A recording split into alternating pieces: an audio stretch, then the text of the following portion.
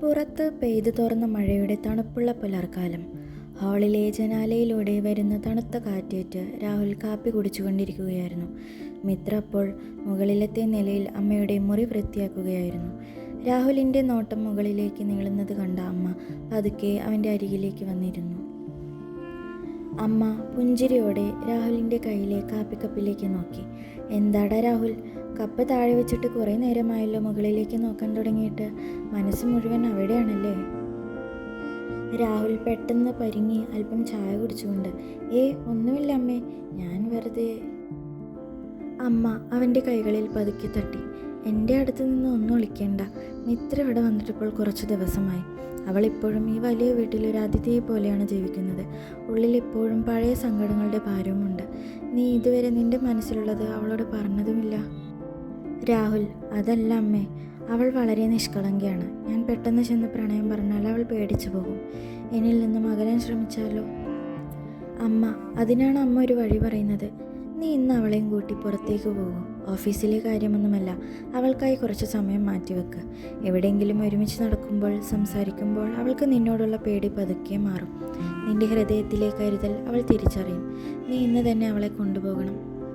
അമ്മയുടെ വാക്കുകൾ രാഹുലിൻ്റെ ഉള്ളിൽ വലിയൊരു പ്രതീക്ഷ നൽകി. മിത്രയുടെ ചുണ്ടിൽ ഒരു ചെറിയ പുഞ്ചിരി വിരിയിക്കാൻ അവൻ മനസ്സിൽ ഒരുപാട് ആഗ്രഹിച്ചിരുന്നു.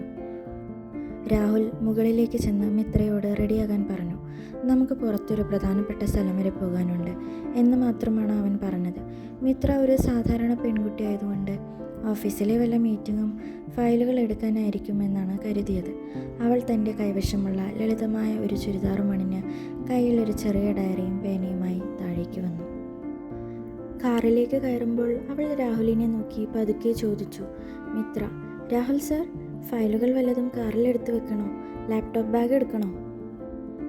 രാഹുൽ ഒരു ചെറു പുഞ്ചിരിയോടെ കാറ് സ്റ്റാർട്ട് ചെയ്ത്, ഇന്ന് ഫയലുകളുടെ ഒന്നും ആവശ്യമില്ല മിത്ര, നീ ശാന്തമായിരുന്നാൽ മതി. കാറ് മുന്നോട്ട് നീങ്ങുമ്പോൾ മിത്രയ്ക്ക് വല്ലാത്തൊരു അത്ഭുതമായിരുന്നു. കാരണം വണ്ടി ഓഫീസ് വഴിയിലൂടെയല്ല പോകുന്നത്. നഗരത്തിലെ ഏറ്റവും വലിയ ഒരു ആഡംബര മാളിൻ്റെ മുന്നിലേക്കാണ് രാഹുൽ വണ്ടി ഓടിച്ചു കയറ്റിയത്. മിത്ര വണ്ടിയിൽ നിന്നും പുറത്തേക്ക് നോക്കി പരിഭ്രാന്തിയോടെ, രാഹുൽ സാർ, നമ്മളിവിടെ എന്താണ് ചെയ്യാൻ വന്നത്? ഇത് വലിയൊരു മോളല്ലേ? ഓഫീസിൽ ആരെങ്കിലും ഇവിടെ വരുന്നുണ്ടോ? രാഹുൽ വണ്ടി പാർക്ക് ചെയ്ത് മിത്രയുടെ മുഖത്തേക്ക് നോക്കി. ചോദ്യങ്ങളൊന്നും ചോദിക്കാതെ എൻ്റെ കൂടെ വാ മിത്ര, ഞാൻ നിന്നെ പിടിച്ചു കൊണ്ടുപോയി വിൽക്കുകയൊന്നുമില്ല. ആ മറുപടി കേട്ടപ്പോൾ മിത്ര പതുക്കെ പുഞ്ചിരിച്ചു. മാളിലേക്ക് കയറിയത് മുതൽ മിത്രയുടെ കണ്ണുകൾ അത്ഭുതത്തോടെ വിടർന്നിരുന്നു. വലിയ ലൈറ്റുകളും വലിയ ഗ്ലാസ് വാതിലുകളും കണ്ടപ്പോൾ അവൾ രാഹുലിൻ്റെ തൊട്ടുപുറകിലായി ഒതുങ്ങി നടന്നു. ആളുകൾ അവളെയും രാഹുലിനെയും നോക്കുന്നത് കണ്ടപ്പോൾ അവൾക്ക് ചെറിയൊരു അപകർഷതാബോധം തോന്നി. രാഹുൽ അവളെ കൂട്ടിക്കൊണ്ടുപോയത് നഗരത്തിലെ ഏറ്റവും വലിയ ഒരു ഡിസൈനർ വസ്ത്രശാലയിലേക്കാണ്. അവിടെയുള്ള മനോഹരമായ സാരികൾ കണ്ടപ്പോൾ മിത്രയുടെ കൈകൾ അറിയാതെ സാരിപ്പൊതികളിൽ തൊട്ടു. രാഹുൽ ഒരു സെയിൽസ് ഗേളിനെ വിളിച്ച്, ഇവർക്ക് അനുയോജ്യമായ ഏറ്റവും നല്ല സാരികൾ കാണിച്ചു കൊടുക്കൂ. എന്നിട്ട് മിത്രയ്ക്ക് നേരെ തിരിഞ്ഞു. മിത്ര, ഇതിൽ നിനക്ക് ഏറ്റവും ഇഷ്ടപ്പെട്ട ഒരു സാരി തിരഞ്ഞെടുത്തോളൂ. മിത്ര പേടിയോടെ രാഹുലിൻ്റെ അടുത്തേക്ക് വന്ന് ശബ്ദം താഴ്ത്തി, അയ്യോ വേണ്ട സർ, ഇതിനൊക്കെ ഭയങ്കര വിലയായിരിക്കും. എനിക്ക് ഇത്രയും വില കൂടിയ വസ്ത്രങ്ങളൊന്നും വേണ്ട. എനിക്ക് ഇപ്പോഴുള്ളത് തന്നെ ധാരാളമാണ്. നമുക്ക് ഇവിടുന്ന് പോകാം സർ. രാഹുൽ അവളുടെ കണ്ണുകളിലേക്ക് ആഴത്തിൽ നോക്കിക്കൊണ്ട് വളരെ മൃദുവായി, മിത്ര, നീ എന്തിനാണ് എപ്പോഴും നിന്റെ വില കുറച്ചു കാണുന്നത്? ഞാൻ നിനക്ക് വാങ്ങിത്തരുന്ന സമ്മാനമായിട്ട് ഇത് കരുതിയാൽ മതി. നീ തിരഞ്ഞെടുക്കുന്നില്ലെങ്കിൽ ഞാൻ എനിക്കിഷ്ടമുള്ളത് വാങ്ങിത്തരും. അപ്പോൾ ചിലപ്പോൾ നിനക്ക് ഇഷ്ടപ്പെട്ടില്ലെങ്കിലോ? മിത്രയ്ക്ക് രാഹുലിൻ്റെ ആ നോട്ടത്തിന് മുന്നിൽ കൂടുതലൊന്നും പറയാൻ കഴിഞ്ഞില്ല. അവൾ വളരെ ലളിതമായ എന്നാൽ അതിമനോഹരമായ ഒരു കടും പച്ച നിറമുള്ള പട്ടുസാരി പതുക്കെ ചൂണ്ടിക്കാണിച്ചു.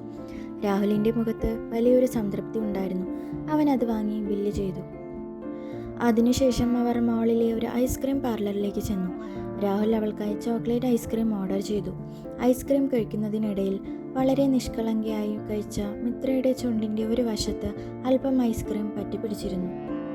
രാഹുൽ അത് കണ്ടതും പതുക്കെ എഴുന്നേറ്റ് തൻ്റെ കയ്യിലെ ടിഷ്യൂ പേപ്പർ കൊണ്ട് അവളുടെ ചുണ്ടിലേക്ക് കൈ നീട്ടി. മിത്ര ഒരു നിമിഷം ഞെട്ടിവിറച്ചുപോയി.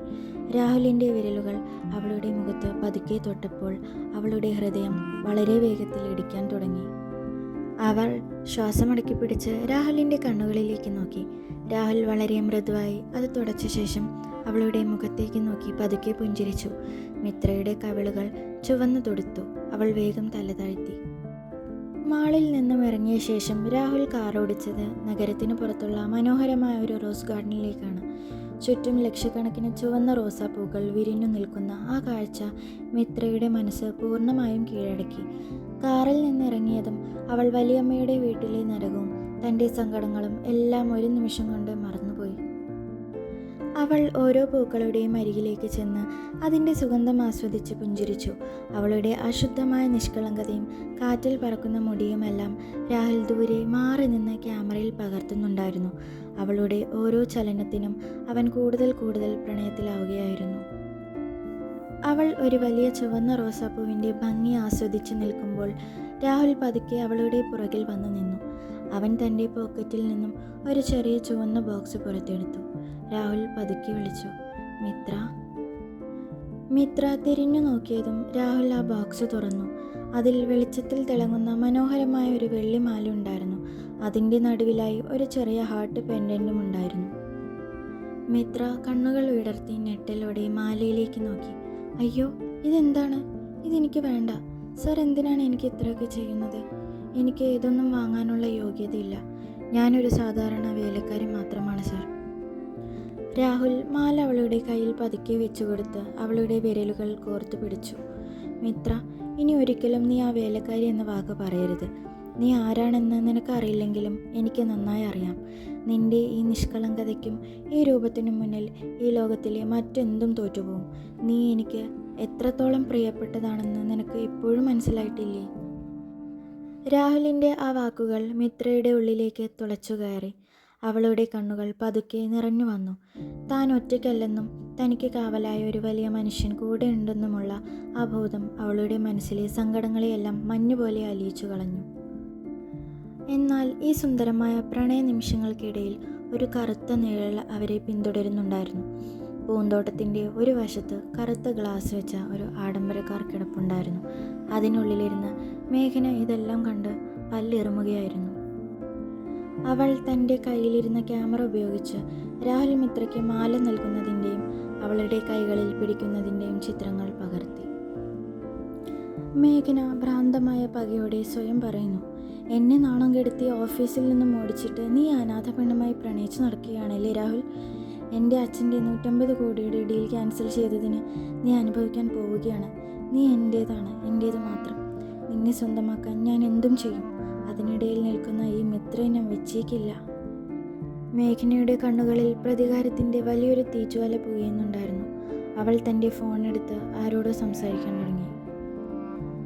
റോസ് ഗാർഡനിലെ സമയം കഴിഞ്ഞപ്പോൾ നേരം ഇരുട്ടിയിരുന്നു. രാഹുൽ മിത്രയെ കൂട്ടിക്കൊണ്ടുപോയത് നഗരത്തിലെ ഒരു നക്ഷത്ര ഹോട്ടലിൻ്റെ റൂഫ് ടോപ്പിലേക്കാണ്. അവിടെ അവർക്കായി മാത്രം ഒരു ടേബിൾ ഒരുക്കിയിരുന്നു. ചുറ്റും മെഴുകുതിരികൾ കത്തുന്നുണ്ടായിരുന്നു. നേരിയ സംഗീതം അന്തരീക്ഷത്തിൽ ഒഴുകി നടന്നു. മിത്രയ്ക്ക് അതൊരു പുതിയ അനുഭവമായിരുന്നു. അവൾ പേടിയോടെയും വിറയലോടെയുമാണ് ആ കസേരയിലിരുന്നത്. രാഹുൽ അവൾക്ക് മുന്നിലേക്ക് നല്ല വിഭവങ്ങൾ വിളമ്പി വെച്ചു. രാഹുൽ മേശപ്പുറത്തിരുന്ന് അവളുടെ വിറയ്ക്കുന്ന കൈകളിൽ പതുക്കെ സ്വന്തം കൈകൾ ചേർത്ത് വെച്ചുകൊണ്ട്, മിത്ര, നീ എന്തിനാ ഇപ്പോഴും എന്നെ കാണുമ്പോൾ പേടിക്കുന്നത്? ഞാൻ നിന്റെ കൂടെ ഇല്ലേ? നിനക്ക് എന്നെ വിശ്വസിച്ചുകൂടെ? മിത്ര നിറഞ്ഞ കണ്ണുകളോടെ രാഹുലിൻ്റെ കൈകളിലേക്ക് നോക്കി. എനിക്ക് വിശ്വാസമാണ് സർ. പക്ഷേ ഒരു സാധാരണ അനാഥയായ എനിക്ക് ഇത്രയും വലിയൊരു ഭാഗ്യം തരുന്നതിനെ ഓർക്കുമ്പോഴാണ് എനിക്ക് പേടി. ഒരു സ്വപ്നം കൊണ്ട് ഉണരുന്നത് പോലെ ഇതെല്ലാം ഒരു ദിവസം പെട്ടെന്ന് നഷ്ടപ്പെട്ടു പോയാൽ ഞാൻ താങ്ങില്ല സർ. എനിക്ക് അതാണ് പേടി. രാഹുൽ അവളുടെ കൈകളിൽ അല്പം കൂടി ശക്തിയായി പിടിച്ചുകൊണ്ട് വളരെ ഗൗരവത്തിൽ, നിനക്ക് ഈ രാഹുൽ തരുന്ന വാക്കാണ് മിത്ര. നിന്റെ ഈ ജീവൻ ഉള്ളിടത്തോളം കാലം നിന്നെ ഞാൻ ആർക്കും വിട്ടുകൊടുക്കില്ല. എൻ്റെ ജീവിതത്തിൽ നിനക്ക് വലിയൊരു സ്ഥാനമുണ്ട്.